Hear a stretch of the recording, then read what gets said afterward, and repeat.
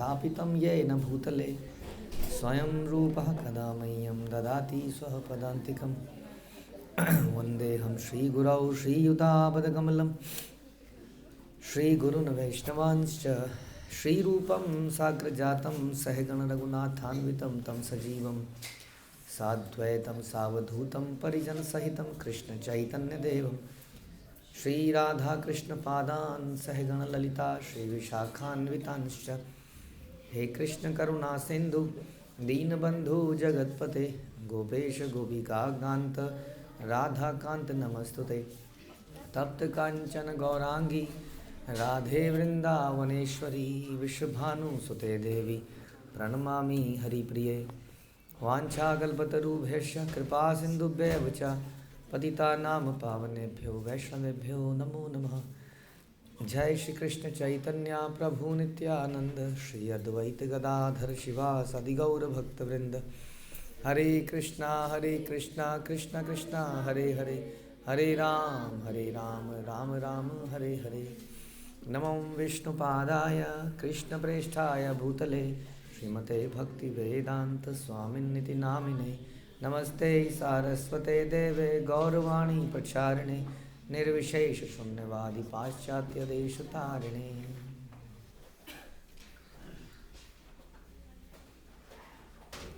हरे कृष्णा। भगवद गीता अध्याय 10 श्लोक संख्या 28। आयुधानामहं वज्रम धेनुनामस्मि कामधुक् पर्जनश्चास्मि कंदर्पः सर्पाणामस्मि वासुकी। मैं हथियारों में वज्र हूँ, गायों में मैं सुरभि हूँ, संतति उत्पत्ति के कारणों में प्रेम का देवता कामदेव हूँ और सर्पों में मैं वासुकी हूँ। तो हथियारों में वज्र हूँ। Very powerful, very powerful. जो उस ज़माने के जो हथियार हुआ करते थे ऐसा बताते हैं, अगर देखते हैं वेरी कंट्रोल्ड, हाँ पावर है और बड़ी कंट्रोल्ड वे में। जैसे कि न्यूक्लियर पावर है माना, लेकिन न्यूक्लियर पावर को आप ऐसा कर सकते हो कि किसी एक व्यक्ति पर छोड़नी है। बताइए, ये थोड़ा मुश्किल काम है। You want to make sure कि व्यक्ति मर जाए। अब कई बार गोली लगती है, गोली से ही आदमी बच जाता है, नहीं। अब न्यूक्लियर बॉम्ब किसी पे गिरे तो वो बच नहीं सकता, लेकिन उसके साथ बहुत सारे लोग और मारे जाएंगे। तो ऐसा कैसे करें एक ही व्यक्ति मारे? ऐसा कभी हुआ है इतिहास में? कब हुआ है? अश्वत्थामा ने जब ब्रह्मास्त्र छोड़ा तो Brahmastra is like a nuclear bomb, सब कुछ समाप्त कर सकता, लेकिन केवल उत्तरा के गर्भ में उसने अटैक किया। बस 1% उसको ख़त्म करना है और किसी को ख़त्म नहीं करना, सिर्फ उसको। और वही उसने किया। वो तो वहीं पर भगवान पहुंच गए, वरना वो तो ख़त्म था व्यक्ति, और कुछ नहीं, कहीं पर कुछ नहीं। दूसरा, रावण का जो उसके नाभि में या हृदय में, अलग अलग जगह लिखा है, तो उसके अमृत को चूस लिया, सक कर लिया, ऐसी चीज़ें। हाँ, ब्रह्मास्त्र छोड़ा और उसको काट दिया, उसको रिवर्स कर दिया, ऐसी ऐसी चीज़ें। तो ज़बरदस्त हथियार हुआ करते थे, उनमें से एक है इंद्र का वज्र, भयानक। और जितने भी हम ऐसे सुनते हैं कि इंद्र उस अपने वज्र से कई बार ऐसे घुमाते हैं माना, तो पहाड़ कट जाते हैं, पहाड़ ही कट जाते हैं पूरे। ऐसा वज्र है, उसकी बहुत कथाएं आप सुनते ही हैं वज्र की। इंद्र के पास वो होता है। तो हथियारों में भगवान कह रहे हैं वज्र, ऑल्दो भगवान हैज़ सुदर्शन, बट गायों में मैं सुरभि हूँ। तो सुरभि के बारे में आप सुनते ही हैं, भगवान के धाम में सुरभि गाय मिलती है। और भगवान हमेशा एक ग्वाले की तरह उन्होंने संसार में भी दिखाया। इज़ वेरी फॉन्ड ऑफ, भगवान को गायें बहुत प्रिय है। और प्रभुपाद भी गाय के बारे में बहुत कुछ बोलते हैं, किस प्रकार से। प्रभुपाद तो इतना, हमारे शास्त्र कहते हैं कि गाय की अगर केयर की जाए तो समृद्धि आ जाती है अपने आप ही। तो हम लोग गाय की केयर इसलिए नहीं करते कि हमें कुछ समृद्धि आए, सब बढ़िया हो जाए, बट भगवान को बहुत प्रिय है गाय। सुरभि अभी पाले अंतम हमने सुनते हैं। सो इसलिए भक्त लोग गायों की केयर करते हैं, गायों की रक्षा करते हैं। ऐसा बोला जाता है कि किसी समाज में गायों की, ब्राह्मणों की रक्षा होना बड़ा ज़रूरी है। क्योंकि गायों से ही ब्राह्मण अपने कार्य कर पाते हैं। हाँ, और प्रभुपाद ये भी कहते हैं कि गायों के होने से जो उनका दूध मिलता है, यदि गायों को प्यार से रखा जाए और वैदिक कल्चर से रखा जाए, दूध नहीं लिया जाए, तो उस दूध से हमारे मस्तिष्क में सूक्ष्म तंतु बनते हैं जो कि स्पिरिचुअलिटी को समझने के लिए ज़रूरी है। कहते हैं ना कि मोटा दिमाग, कई बार कहते हैं ना मोटा दिमाग है तेरा। हाँ, कहते हैं भैंस का दूध, मोटे का दूध पी पी के दिमाग मोटा हो जाता है।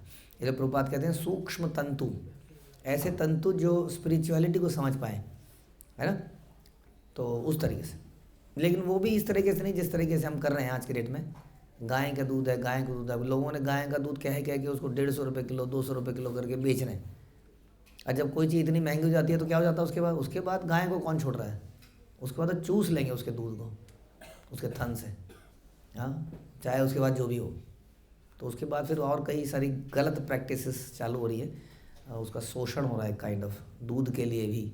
और लोग समझने लगे कि गाय का उपयोग केवल दूध ही है, जबकि गाय का गोबर, गाय का गौमूत्र, ये सब बड़ी उपयोगी वस्तुएं हैं इंसान के लिए। यहाँ तक कि गाय मरने के बाद अपना चमड़ा देती है जिससे मृदंग बनते हैं। तो इस प्रकार से बहुत उपयोगी है उसका गोबर, और गौमूत्र को यूज़ किया जाए तो किसी प्रकार का आपको यूरिया या पेस्टिसाइड की आवश्यकता नहीं पड़ेगी, उसी से सारे काम हो जाएंगे, जैसे कि लोग कर रहे हैं आज के डेट में कई लोग नेचुरल फार्मिंग में। तो इस प्रकार से ये भी बात है कि गाय को हमारी माता भी कहा गया, हाँ, one of the mother, like mother earth हमारी, उसी तरह से एक मदर है गाय, जिसका हम दूध पीते हैं। तो प्रभुपाद अक्सर कहते थे जिसका दूध पीते हो क्या उसको कोई मारेगा अगर दूध पीना बंद कर देगा? तो उसका क्या, माता पिता जब हमें लक्ष्मी देना बंद कर देते हैं, हम बड़े हो जाते हैं, तो क्या उन्हें मरवा देना चाहिए कि अब ये किसी काम के नहीं रहे? नहीं ना। तो फिर गाय को हम क्यों मरवा देते हैं जब वो दूध देना बंद कर देती है? तो जब दूध देना बंद कर देती है तो वो खाती है, चारा खाती है कि नहीं? पैसा लगता है कि नहीं उसमें? चारा, हरा चारा, खल, दिस दैट देना पड़ेगा, उसमें खर्चा होता है, और दूध तो दे नहीं रही है, तो आदमी को बोझ लगने लगती है। तो क्या करता है, कोई है जो इसको ले ले। अब एक बात बताइए, जिस गाय को आप रखने को तैयार नहीं है उसको दूसरा व्यक्ति क्या करेगा उसका, है ना? ये तो सोचने की बात है।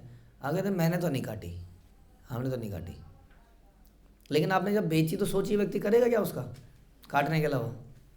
तो वो व्यक्ति मौका लगते ही काट देता है या काटने वालों को बेच देता है, हाँ, और उसको फिर काट दिया जाता है। और उसके बाद तो ये सोचने का विषय है, ये वैदिक कल्चर है। वैदिक कल्चर में आगे बढ़ना इतना इम्पोर्टेंट नहीं है कि हम कितना आगे बढ़े। वैदिक culture is all about love and care. हाँ, भगवान गीता में बोलते हैं कि वृद्धों की, माताओं की और बालकों की हमेशा रक्षा करी जानी चाहिए, जैसे ब्राह्मणों की रक्षा करी जानी चाहिए, गायों की रक्षा करनी चाहिए। क्यों? ये सेक्शन कमज़ोर है और ब्राह्मण और गाय हमारे लिए बड़े ज़रूरी है, हाँ, सुरक्षा के लिए। तो भी यही ज्ञान देंगे, डायरेक्शन देंगे, करना है क्या नहीं करना है, इनकी रक्षा होनी चाहिए। तो वैदिक कल्चर इज़ कि जो कमज़ोर लोग हैं उनकी रक्षा की जाए और उनको ज्ञान दिया जाए, हाँ, उस सुरक्षित रूप से उन्हें ज्ञान दिया जाए। तो एक रक्षा तो है फिजिकल रक्षा, दूसरी रक्षा है उनकी नॉलेज। तो इसका मतलब ये है कि उनको इस तरह का कल्चर था कि इनको जैसे बच्चों को गुरुकुल में रखा जाए और माताएं एक संरक्षण में शिक्षा लें, नहीं तो उनका शोषण होगा।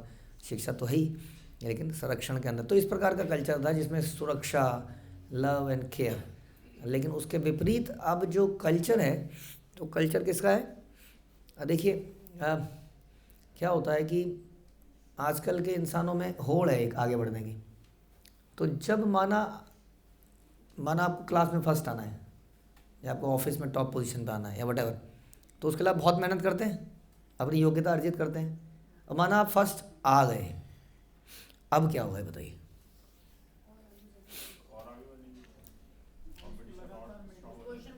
हाँ, अब सबसे बड़ी समस्या आगे, एक से आगे तो बढ़ ही नहीं सकते, इससे आगे क्या बढ़ेंगे आप? अब सबसे बड़ी टेंशन है, पहले थी ग्रोथ की प्रॉब्लम, अब है सर्वाइवल। सोचिए, हम ऊपर पहुंचकर सर्वाइवल के लिए लड़ते हैं, सर्वाइवल के लिए नीचे लड़ना चाहिए। हाँ, अब हमें उस पोजीशन को सर्वाइव करके रखना है समहाउ। उसके लिए आदमी क्या करता है? अब उसके लिए वो हर तरह की उल्टी सीधी चीज़ उसके दिमाग में आने लगती है। ये दूसरा किसी तरह से आगे ना आ जाए, ये ना हो जाए। अब वो अपने ग्रोथ को भूल गया। सोचिए, अभी तक वो अपने ग्रोथ के बारे में सोच रहा था तो वो आगे बढ़ रहा था। अब जैसे ही वो ऊपर पहुंच गया, अब उसने ये देखा कि कोई और कैसे ना है। जैसे उसने सोचा तो उसके दिमाग वगैरह उसी तरफ काम करने लगे और उसकी अपनी ग्रोथ समाप्त हो गई। समझ में आया? So it is not important. तो वैदिक कल्चर इसलिए कहते हैं हम, इसलिए नहीं है कैसे टॉप पे पहुंचा जाए। इसलिए हम भी कहते हैं टॉप मोस्ट भक्त नहीं बनना है आपको। क्या बनना है आपको? अच्छा भक्त बनना है। इसका हम नहीं शुद्ध भक्त नहीं बनना है। हम कह रहे हैं प्रभु जी शुद्ध भक्त नहीं बनेंगे, नीचे ही नहीं करो। नहीं नहीं नहीं, मतलब टॉप में आने की इच्छा नहीं है हमारी। शुद्ध भक्त बनने की इच्छा है। शुद्ध भक्त डज नॉट मीन कि वो टॉप पे है। तो इस प्रकार से वैदिक कल्चर है लव एंड केयर का। तो अल्टीमेटली हम प्रेम करें और भगवान को प्रेम करना सीखें, दैट्स इट। बहुत बड़ी चीज़ नहीं है। हाँ, जिसमें गायें एक बहुत बड़ा एग्जाम्पल है। हाँ, जो कि अपने बच्चे को किस प्रकार से चाट चाट के हाँ उसको साफ कर देती है पूरा। हाँ, वत्स, अपने वत्स को। इसलिए भगवान को भक्त वत्सल कहा गया, गाय की तरह प्रेम करने वाले। और लिटरली उन्होंने प्रहलाद के साथ ऐसा करके दिखाया, उसको चाटा। तो गाय प्रेम का एक जीता जाता उदाहरण है, जो अपने हर अंग से कुछ दे जाती है, दे ही जाती है। और उसकी मासूमियत हम सब जानते हैं। तो इसलिए गायों में भगवान कह रहे हैं मैं सुरभि और सुरभि गायों के बारे में खास तौर पर ये बताया था कि she can supply anything like कल पतरू। गाय भी ऐसी है जिससे आप जो मांगो वो इच्छा पूरी हो जाए। लेकिन फिर भी भगवान के भक्त गायें से क्या मांगते होंगे? फिर अपनी इच्छाओं की पूर्ति नहीं मांगते, क्योंकि वो तो शुद्ध भक्त हैं। वो भगवान की सेवा के लिए अलग अलग प्रकार की वस्तुएं मांगते हैं। ठीक है, तो इसीलिए गायों का पालन भी किया जाता था। गाय के दूध से घी इत्यादि चीज़ें जो कि यज्ञों में और बाकी भगवान के भोग बनाने में काम आता है। तो गायों में भगवान सुरभि और संतान उत्पत्ति के कारणों में प्रेम का देवता Kamdev. Kamdev is not a bad person, भगवान द्वारा ही बनाया गया है। कामदेव के माध्यम से यदि अच्छी संतानें उत्पन्न हो सकें तो ये कामदेव का पर्पस है। तो इसलिए भगवान भी कहते हैं कि इस प्रकार का काम जो है वो धार्मिक काम है, जो भगवान की प्रसन्नता के लिए। जैसे कि आप जानते हैं कि शुरू में भगवान ने प्रजापति बनाए, और प्रजापति का काम यही था कि जनरेशन को कैसे बढ़ाया जाए, बट अनवांटेड जनरेशन को नहीं बढ़ाया जाए जैसे आज के रेट में बढ़ रही है। बढ़ तो अभी भी रही है तेज़ी से, हाँ, लेकिन कैसे बढ़ रही है? अनवांटेड है, सही नहीं है, संस्कारी नहीं है। संस्कारी संतानों को कैसे पैदा किया जाए, कैसे संस्कार किए जाएं जो आने वाली संतान आते ही शुद्ध हो जाए, है ना। अगर अशुद्ध भी है तो भी ऐसा वातावरण बनाया जाए कि वो शुद्ध हो जाए।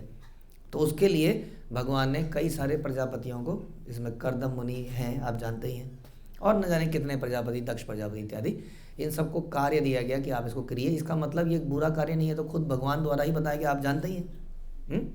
भगवान ने आशीर्वाद दिया कर्दम मुनि को कि आज से तीसरे दिन में हमारे स्वयंभू मनु आएंगे, अपनी लड़की को लेकर तुमसे शादी करेंगे और ऐसे से होगा, फिर मैं तुम्हारे बेटे के रूप में अवतरित होऊंगा।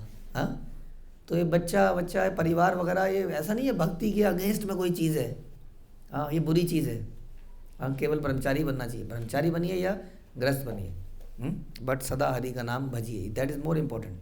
अपनी अपनी प्रवृत्ति के अनुसार जिस भी धर्म में रहिए, जिस भी आश्रम में रहिए, उसके धर्म का पालन जरूर कीजिए। इसलिए भगवान कह रहे हैं कि संतति उत्पत्ति के कारणों में मैं प्रेम का देवता कामदेव हूँ, तथा सर्पों में मैं वासुकी हूँ।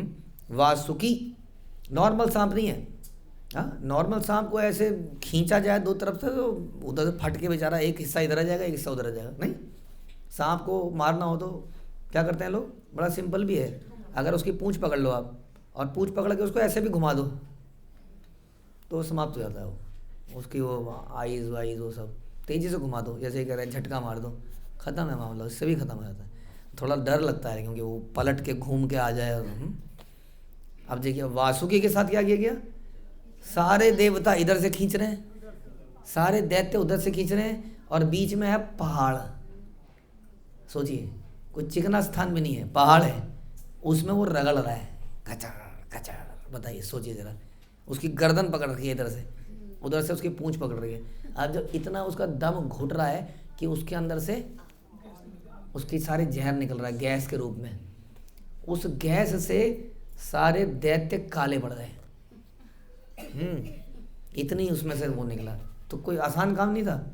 मंदराचल के लपेट के उसका मंथन करना, बताइए, समुद्र का मंथन कोई बात है? रस्सी बना दिया उसको। हाँ, रस्सा कैसे खेलते हैं आप, रस्सी की हालत भी ख़राब सी हो जाती है। तो ये तो बेचारा सांप था, कोई साधारण सांप नहीं था, इसीलिए वासुकी को लेके लिया गया। इसलिए भगवान कह रहे हैं सर्पों में मैं वासुकी हूँ। ठीक है जी। हरे कृष्ण। श्रील प्रभुपाद की जय, भगवद गीता की जय।